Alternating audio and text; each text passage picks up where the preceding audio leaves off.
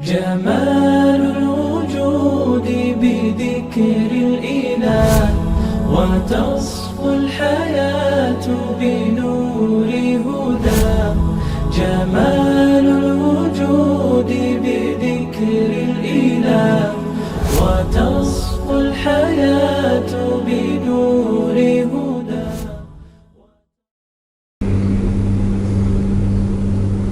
السلام علیکم ورحمۃ اللہ وبرکاتہ. عزیز ترین ساتھیوں، آج ہم جس صحابی کی سیرت کا مطالعہ کریں گے وہ ایک ایسے صحابی ہیں جن کو ایک خطاب اللہ کے رسول صلی اللہ علیہ وسلم نے ایسا دیا تھا جو کسی اور صحابی کو یہ خطاب نہیں ملا ہے،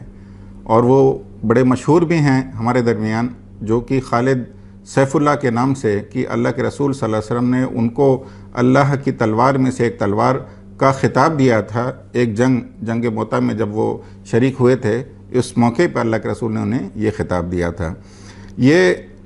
بنو مخزوم ایک قبیلہ ہے جس کے سردار ان کے باپ خود تھے، ولید بن مغیرہ، جو کہ خود اسلام دشمنی میں ان کا نام سر فہرست تھا. ابی جہل اور ابو لہب کے ساتھ ساتھ جنہوں نے آگے رہ کے اسلام دشمنی کی تھی، وہ ان کے باپ ولید بن مغیرہ تھے. ولید بن مغیرہ بہت ہی بااثر کے ساتھ ساتھ بہت ہی مالدار تھے. خالد بن ولید جو ہے وہ ان کے بیٹوں میں سے ایک بیٹے تھے، اور جو ہے اس سے ہم کو یہ بھی انداز ہوتا ہے کہ کتنے بڑے گھرانے سے ان کا تعلق تھا، اور بچپن سے ہی بہت بہادر، بڑے دلیر، بڑے ذہین اور بڑے صحت مند جو ہے وہ یہ مشہور تھے جوانی سے. اور خالد بن ولید کے جو باپ کا جو معاملہ تھا، ہم دیکھتے ہیں کہ وہ اسلام کی دشمنی میں جو ہے وہ بہت آگے تھے. تو جب انہوں نے اپنی آنکھ کھلی، اپنا ہوش سنبھالا، تو دیکھا کہ جو ہے وہ ان کے باپ جتنی دشمنی جو ہے وہ محمد صلی اللہ علیہ وسلم سے کر رہے ہیں، یہ فطری تھا کہ خالد بن ولید نے بھی محمد صلی اللہ علیہ وسلم کو جو ہے وہ اپنے باپ کے کمپٹیٹر، ایک حریف کی حیثیت میں ہی دیکھا، اور اسی وجہ سے انہوں نے بھی جو ہے وہ کسی بھی ایک بات کو، محمد صلی اللہ علیہ وسلم کی ایک بات کو ماننے سے انکار کر دیا، اور ہمیشہ وہ جو ہے وہ خود بھی جو ہے دشمنی میں رہے ہیں. اور وہ عمر کے لحاظ سے اللہ کے رسول صلی اللہ علیہ وسلم کے تقریباً 20 سال ان کی عمر کم تھی، اور شخصیت اور چہرے کے حساب سے اگر قریب تر اگر کسی سے کمپیئر کیا جاتا ہے حضرت خالد بن ولید کو، تو حضرت عمر سے بہت مشابہت رکھتے تھے. اور بچپن سے ہی انہوں نے جو ہے وہ وارفیئر اور جنگی جو ٹیکنیکس ہے، اور اس کو انہوں نے بچپن سے ہی سیکھا تھا. اب کچھ واقعات ان کی زندگی سے ہم دیکھتے ہیں کہ جو ہے وہ خالد بن ولید کا جنگ بدر سے ہم اس کو دیکھتے ہیں، جو پہلی جنگ تھی اسلام اور کفر کی. اس میں جو ہے وہ خود بھی شریک ہوتے ہیں، اور اس جنگ کی خاص بات ہوتی ہے کہ خالد بن ولید کے بھائی ولید بن ولید جو ہے مسلمانوں کے ہاتھوں میں آتے ہیں، اور ان کو قیدی کے حیثیت میں مدینہ لے کے جایا جاتا ہے. اور پھر اس کے بعد ایک بڑی رقم بھی ان کو، کیونکہ بہت بڑے باپ کے بیٹے تھے، اسی لیے ان کی 4000 درہم جو ہے وہ ایک اچھی خاصی رقم اس کے فدیے کے طور پہ طے ہوتی ہے. اور خالد بن ولید اور ہشام، ان کے بھائی، دوسرے بھائی، وہ جاتے ہیں اس فدیے کو دیتے ہیں اور اپنے بھائی کو چھڑا کے لاتے ہیں. یہ جو ہے جنگ بدر کا واقعہ ہے. اس کے بعد ہم دیکھتے ہیں دوسری جو جنگ تھی، جنگ احد، جو کہ اللہ کے رسول صلی اللہ علیہ وسلم نے جو ہے وہ جنہوں نے بھی تاریخ کو پڑھا ہے جنگ احد کو جانتے ہیں کہ ایک خاص مقام تھا چٹان پہ. اللہ کے رسول نے بڑی اسٹریٹجک پوزیشن پہ 50 تیر انداز کو کھڑا کیا تھا، اور کہا تھا کہ یہ آخری دم تک جو ہے اس مقام سے اپنی جگہ جو ہے وہ چھوڑنا مت. اور ہوا یہ کہ جو ہے وہ مسلمان جیت رہے تھے، اور جب انہوں نے اوپر سے دیکھا کہ مسلمان جیت رہے ہیں اور جیت چکے ہیں، تو اس کے بعد جو ہے وہ انہوں نے اب مسلمانوں نے کہا کہ اب یہاں پر رہ کے کیا فائدہ ہے، ہم جو ہے وہ نیچے اتر جاتے ہیں اور جو مال غنیمت جمع کرتے ہیں. جیسے ہی جو وہ اترے، خالد بن ولید جو ہے وہ اپنی ایک چھوٹی ٹولی لشکر کے ساتھ میں جو ہے وہ اس کا بہت ہی قریبی سے اس کا مشاہدہ کر رہے تھے. جیسے ہی وہ وہاں اس مقام سے اترے، انہوں نے اپنے ساتھیوں سے کہا کہ ابھی بھی ہم ہارے نہیں ہیں، اور وہ چیز انہوں نے کیا کہ جو ہے وہ چٹان کے پیچھے سے آتے ہیں، اور پیچھے سے آ کے جو ہے وہ مسلمانوں کو جو ہے وہ کرش کرتے ہیں. آگے بھی کفار تھے، پیچھے بھی خالد بن ولید، اور یہاں پر ہم دیکھتے ہیں مسلمانوں کا بہت بڑا نقصان ہوتا ہے. اور وہاں اس کے بعد خالد بن ولید جو ہے وہ مکے کے ہیرو بن جاتے ہیں، احد کے ہیرو بن جاتے ہیں۔ اس کے بعد جو واقعہ ایک جنگ آتا ہے وہ ٹرینچ جو غزوہ خندق کا آتا ہے، جو تقریباً 1.5 سال کے بعد، احد کے 1.5 سال کے بعد آتا ہے۔ یہاں پر ان کو باقاعدہ سے ذمہ داری دی جاتی ہے کہ آپ محمد صلی اللہ علیہ وسلم کا قصہ تمام کر کے آئیں، گویا کہ ان کو قتل کر کے ہی آنا ہے آپ کو۔ یہ رسپانسبلٹی جو ہے خالد بن ولید کو ملتی ہے، وہ کسی وجہ سے جو ہے وہ اللہ کے رسول صلی اللہ علیہ وسلم کی بھی اسٹریٹجی اور پلاننگ ہم دیکھتے ہیں تاریخ میں ملتا ہے کہ کتنی باریک بینی سے وہ اسٹریٹجی بناتے تھے جنگوں کی، اور وہ حضرت خالد بن ولید جیسے ذہین آدمی بھی جو ہے وہ مسلمانوں کو پینیٹریٹ نہیں کر پاتے ہیں اور اللہ کے رسول صلی اللہ علیہ وسلم تک پہنچ نہیں پاتے ہیں، اور ان کو ناکام جو ہے واپس پلٹنا ہوتا ہے۔ اس کے بعد ایک واقعہ حدیبیہ کا بھی آتا ہے۔ حدیبیہ ہم دیکھتے ہیں کہ جب مسلمان جو ہے وہ مکے کی طرف آتے ہیں عمرے کی نیت سے، وہاں پر جو ہے بھی خالد بن ولید کو جو ہے وہ اپنے 200 جنگجو ساتھیوں کے ساتھ میں تعاقب میں رہتے ہیں کہ مسلمان جب یہاں سے گزریں گے تو کسی خاص موقع پہ جو بہتر ٹائم ہوگا اس وقت جو ہے وہ اٹیک کریں گے اور مسلمانوں کو ختم کر دیں گے۔ تو وہ انتظار کرتے ہیں خالد بن ولید کی یہ سب سے بہتر ٹائم جو ہے نماز کا ٹائم ہے۔ ہم کو پتہ ہے کہ نماز پڑھتے ہیں اور نماز میں بھی سجدے کا جو ٹائم ہوتا ہے یہ بہترین وقت ہے جب ہم جو ہے وہ اچانک ان پہ حملہ کریں گے۔ یہاں پر بھی ہم دیکھتے ہیں اللہ کے رسول صلی اللہ علیہ وسلم نے کو جو نماز کی اجازت ملتی ہے صلاۃ خوف، جس میں بیک وقت آدھے لوگ ہی سجدے میں ہوتے ہیں، باقی لوگ جو ہے کھڑے ہوتے ہیں، اور اس طرح وہ سائیکل پلٹتا ہے۔ تو کسی بھی ایسا وقت ایسا نہیں ہوتا ہے۔ خالد بن ولید بہت ہی حیرت سے ہوتے ہیں کہ یہ کون سا طریقہ ہے، اور وہ اچانک اور وہ جو ہے وہ یہاں پر بھی ناکام ہو جاتے ہیں۔ ایک اور واقعہ ہوتا ہے جو حضرت خالد بن ولید کی زندگی میں ہم دیکھتے ہیں کہ ان کے بھائی ولید بن ولید جو ہم نے تذکرہ کیا تھا جنگ بدر میں، وہ ان کو قیدی بنا کے مدینہ لے جاتے ہیں۔ جب وہ مکہ آتے ہیں، مکہ آنے کے بعد جو ہے وہ اسلام قبول کر کے مدینہ واپس چلے جاتے ہیں، اور وہیں پر اللہ کے رسول صلی اللہ علیہ وسلم کے ساتھ میں ہوتے ہیں، اور وہ کافی فکر مند بھی رہتے ہیں۔ ہمیشہ اللہ کے رسول سے ان کی بات بھی ہوتی تھی کہ جو ہے وہ خالد اپنے بھائی کے بارے میں فکر مند رہتے تھے، اور ایک خط وہ لکھتے ہیں ولید بن ولید ان کے بھائی، اور اس میں وہ اپنے بھائی کو تذکرہ کر کے لکھتے ہیں کہ اے میرے بھائی خالد، یہ میں جانتا ہوں کہ تم انتہائی ذہین اور سمجھدار انسان ہو، اور تمہاری یہ ذہانت اور یہ سمجھداری جو ہے وہ تم کو اس چیز سے بچا نہیں سکتی کہ اسلام جو ہے وہ صحیح مذہب ہے،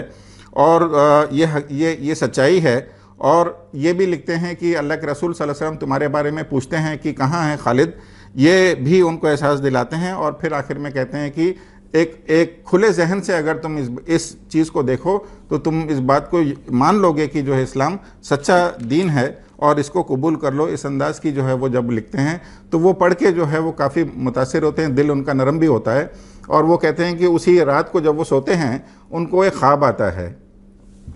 وہ خواب میں وہ دیکھتے ہیں کہ وہ ایک ایسے سوکھے بنجر زمین پہ لیٹے ہیں جو کہ صرف سوکھی نہیں ہے بلکہ بہت تنگ بھی ہے، اور وہ اٹھتے ہیں اور وہ ایسے مقام کی طرف چلتے ہیں جو کہ بہت وسیع بھی ہے اور بہت ہری بھری بھی ہے۔ اور اس کے بعد جب ان کی آنکھ کھلتی ہے ان کو فوراً جو ہے وہ سب سے پہلی خیال یہی آتا ہے کہ یہ اشارہ جو ہے وہ اور کچھ نہیں بلکہ مدینہ کے طرف کا اشارہ ہے، اور یہ ہے کہ یہ اللہ تعالیٰ کی طرف سے یہ خواب آیا ہے، اور گویا کہ جو ہے وہ اشارہ ہے کہ اللہ کے رسول صلی اللہ علیہ وسلم کے ہاتھ پہ بیعت کرنے کا۔ اور جیسے ہوتا ہے کہ کوئی بھی بڑا کام کرنے سے پہلے ہم اپنے دوستوں سے، قریبی دوستوں سے تذکرہ کرتے ہیں اس چیز کا، ویسے ہی خالد بن ولید نے اپنے قریبی دوست جو ان کے تھے صفوان بن امیہ، اکرمہ بن ابو جہل اور عثمان بن ابی طلحہ سے جا کے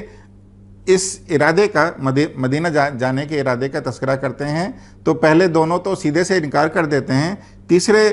دوست عثمان بن ابی طلحہ ان کو کہتے ہیں ہاں یہ ارادہ اچھا ہے، میں تمہارے ساتھ چلوں گا۔ تین کے تین بڑے دشمن جو ہے وہ اب ان کے دل پہ پگھل جاتے ہیں، اور وہ اللہ کے رسول پہ ہاتھ پہ بیعت کرنے کے لیے جاتے ہیں، اور وہ جو پہلے کلمات خود اپنے اندر بڑے پاورفل ہیں، جب وہ کہتے ہیں کہ السلام علیکم یا رسول اللہ، کہ سلامتی ہو اے اللہ کے رسول، اور اس کے جواب میں اللہ کے رسول جو ہے وہ کہتے ہیں کہ آج مکے نے اپنے جگر گوشے کو بھیج دیا ہے، جگر گوشوں میں سے جو ہے وہ بھیج دیا ہے کہ اتنے بڑے बड़ी शख्सियत थी ये लोग کہ اللہ کے رسول فرماتے ہیں کہ جو ہے وہ سب سے قیمتی حصہ جسم کا جو ہے وہ مکے نے جو ہے وہ آج بھیج دیا ہے یہاں پہ، اور اس کے بعد وہ شہادت قبول کرتے ہیں. اور لیکن حضرت خالد بن ولید کو ایک دل میں ایک ملال رہتا ہے. وہ کہتے ہیں کہ اللہ کے رسول، میں نے اپنی زندگی میں مسلمانوں کو اور اسلام کو بہت تکلیف پہنچائی ہے، میرے ہاتھوں کئی مسلمان جو ہے وہ شہید ہوئے ہیں. مجھے اس بات کی تکلیف اور ایک ملال ہمیشہ رہے گا کہ اگر میں اسلام قبول بھی کر لوں گا تو اس کا کیا ہوگا جو میں نے پہلے کیا تھا.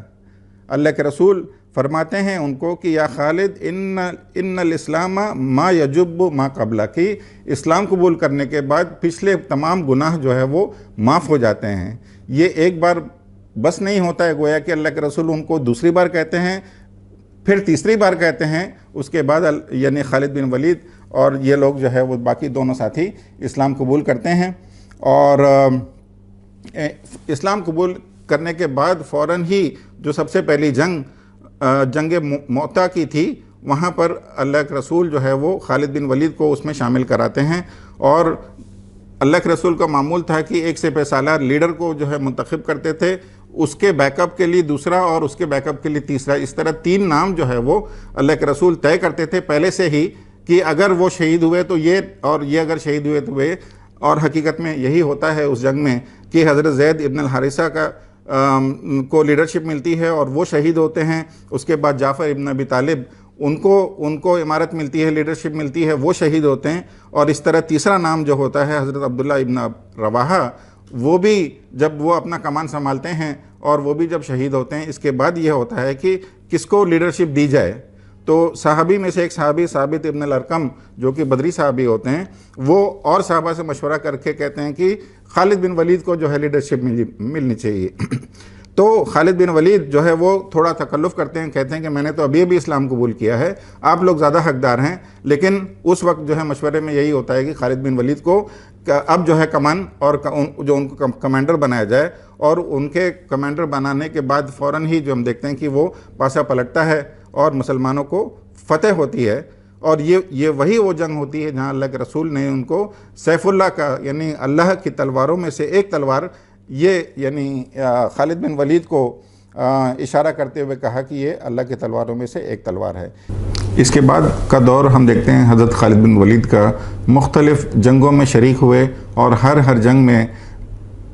حضرت خالد بن ولید جو ہے وہ فتح یاب ہوئے، مسلمان کامیاب ہوئے جنگوں میں. اور یہ سلسلہ چلتا رہا یہاں تک کہ حضرت عمر کے دور میں یہاں تک بات آ گئی تھی ان کی خلافت میں کہ خالد جہاں پر بھی جس جنگ میں بھی شریک ہوں گے اس جنگ میں مسلمانوں کو جیتنا ہی جیتنا ہے. یہ خیال مسلمانوں کا ہو گیا تھا. اور ہم دیکھتے ہیں حضرت عمر پھر ایک فیصلہ کرتے ہیں جو کہ بہت بظاہر بڑا عجیب سا تھا، لیکن انہوں نے ایک فیصلہ لیا کہ حضرت خالد بن ولید کو اپنی ذمہ داری سے معزول کرتے ہیں وہ، اور ان سے کہتے ہیں کہ اب آپ ایک عام صحابہ کی زندگی کو جو ہے کہ انداز کی زندگی گزاریں گے مدینہ میں. اور اس طرح وہ 4 سال ان کا وہاں گزرتا ہے. ان سے حضرت عمر سے جب پوچھا جاتا ہے کہ ایسا کیوں کیا انہوں نے کہا کہ مجھے خالد سے کوئی مسئلہ نہیں تھا، مسئلہ لوگوں سے تھا کہ ان کا یہ ایمان ہو گیا تھا کہ مسلمان جیت رہے ہیں تو خالد کی وجہ سے جیت رہے ہیں. اور یہی چیز مجھے لوگوں کو یعنی بتانا تھا کہ مسلمان جیت رہے ہیں تو اللہ تعالیٰ کی وجہ سے جیت رہے ہیں. یہ مجھے لوگوں کو سبق سکھانا تھا. اور اس کے بعد سے تقریباً 4 سال ایسے گزرے ہیں جو کہ انہوں نے ایک عام صحابی کی زندگی کے انداز میں انہوں نے زندگی گزاری، جس میں انہوں نے کوئی جنگ میں بحیثیت سپہ سالار کی شرکت نہیں کی تھی. اور آخری حصے میں جو انہوں نے کہا یہ بڑی قیمتی چیز ہے ہمارے زندگی کے لیے، انہوں نے کہا کہ جو واللہ میرے جسم کا کوئی ایک ایسا حصہ نہیں ہے جو کہ زخم سے خالی نہ ہو. یعنی ہر جگہ پہ ان کو جسم پہ جو ہے وہ زخم کے آثار تھے ان کے. تو وہ لوگ جو بزدل ہیں یہ جان لیں، یعنی جو اپنی جان بچانا چاہتے ہیں بزدل ہیں، جان لیں کہ جو ہے وہ موت دینے والا اللہ تعالیٰ ہے. تو جنگ جو ہے وہ جگہ نہیں ہے جہاں پر موت ہوتی ہے. اللہ تعالیٰ نے جب فیصلہ کیا ہے تو انہوں نے کہا کہ جو بزدل ہیں وہ جان لے کہ جو ہے موت اللہ تعالیٰ کے ہاتھ میں ہے. اور ہم دیکھتے ہیں کہ وہاں ان کا انتقال ہوتا ہے، اور حمص نام کا ایک شہر جو آج سیریا میں ہے، وہاں حضرت خالد بن ولید کا انتقال ہوتا ہے۔ اللہ تعالیٰ سے دعا ہے کہ اللہ تعالیٰ ہمارے لیے حضرت خالد بن ولید اور تمام صحابہ کے جو پہلو ہیں، جو کہ ہمارے لیے ایک زندگی اور ایمان کو تازہ کرنے والے پہلو ہیں، اللہ تعالیٰ ہمیں جو ہے وہ ان کی زندگیوں سے